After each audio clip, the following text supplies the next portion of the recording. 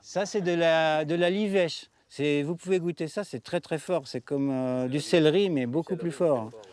C'est un jardin tout à fait ordinaire au premier abord.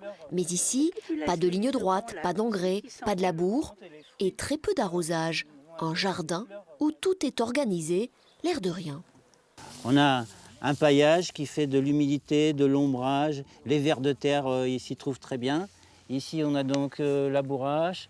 Ici, on a les tomates, les aromates. Et vous voyez, c'est chaque fois plus grand. Si on avait un noyer, on le mettrait encore plus loin.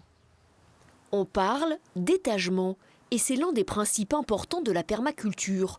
Il y a 6 ans, lorsque Gilles a commencé à travailler sur cet espace, la terre était en bien mauvais état. Ça, ce sont des échantillons du sol initial qui a été compacté par le tracteur, qui est biologiquement mort, dans lequel on ne pouvait pas rentrer une pioche. Après le travail des graines, maintenant on a un sol qui est profond, qui retient l'eau, dans lequel les plantes se sentent magnifiquement. Ce jardin expérimental se visite et s'apprend grâce à l'association Aix en Transition. Ils sont là, les coins. Voilà. Et là, il ne faut pas manquer les groseilles. Exact. Il y a des mûres aussi, des framboises. J'étais une vraie citadine, hein. J'ai grandi dans une grande ville, non loin d'ici.